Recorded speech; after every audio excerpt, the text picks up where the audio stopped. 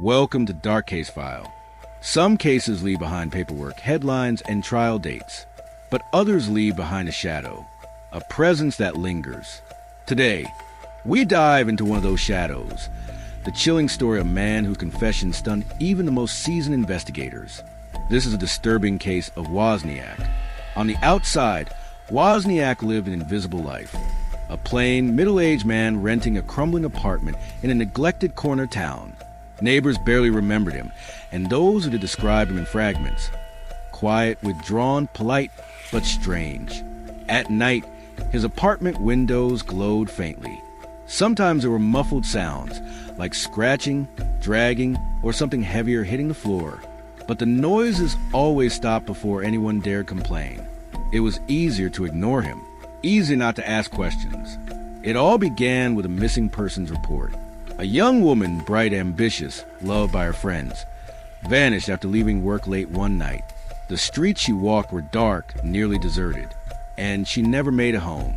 Her family raised the alarm. Police combed the area, interviewing witnesses, checking CCTV footage. But the trail went cold almost immediately. That is, until an anonymous call came in. A raspy male voice, refusing to give his name. He spoke just 3 words before hanging up. Detectives took the tip seriously, and that decision would haunt them. The night they knocked on Wosniak's door, he answered calmly, too calmly. He didn't ask why they were there. He simply stepped aside and let them in, as though he had been expecting them. The smell hit first, a sour, metallic odor that clung to the walls and crawled under skin. Officers fanned out, searching every corner. What they found was the stuff of nightmares. The apartment was dim, the curtains nailed shut. The walls were covered with crude sketches, figures in torment, faces twisted in fear. Stacks of notebooks lined the shelves, filled with pages upon pages of violent fantasies, some dated back years. Then came the discovery that froze everyone in place. A locked trunk in the corner. Its metal surface was dented, its lock reinforced. When officers pried it open, the contents inside confirmed their worst suspicions. What was inside is sealed to this day. But it was enough. Enough to prove that the missing woman's fate had been decided inside Wosniak's home. Wosniak was taken in. At first, he was expressionless, his hands folded neatly on the table. Hours passed in silence. Detectives pressed him, showing him photographs, evidence, demanding answers. He only stared at the wall, his lips trembling but sealed shut.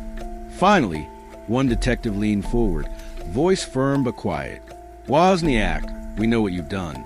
The only question is, will you speak or will you stay silent forever?" And then Wosniak exhaled. Slowly, heavily, with a cracked voice, he whispered, "I did it." The room froze. He continued, each word heavier than the last. "It wasn't the first time, and it wouldn't have been the last. I thought I could stop it.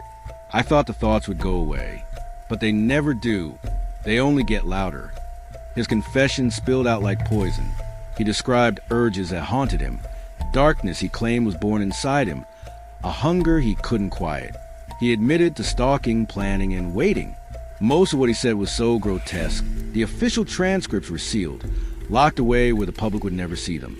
But one statement leaked. "You don't understand. I didn't choose this. It chose me." The confession left no room for doubt. Wosniak was charged. In court, he sat motionless, eyes vacant, as victims' families wept and demanded answers. But he gave them nothing. Not an apology, not a flicker of remorse. The jury took just hours to convict. The judge described his crimes as a window into depravity itself. Wosniak's sentence ensured he would never again see the outside world. But for many, justice felt incomplete, because no one could answer the one question that lingered in every mind. Why? Psychologists studied him, searching for explanations. Was it trauma, genetics, or something darker? Some said he was a product of isolation, a man consumed by loneliness until the line between thought and action blurred. Others argued he was born this way, a predator hiding behind ordinary skin. When asked directly why he did what he did, Wosniak only gave a chilling smile, and then he whispered, "Because I could." And so the name Wosniak became a whisper in criminal psychology circles, a reminder how evil can hide in plain sight, not in the shadows, not in strangers, but in neighbors, in the man down the hall, in the person you'd never suspect. This was Dark Case File. Stay alert, stay vigilant, because sometimes the monsters don't hide under your bed. Sometimes they live right next door.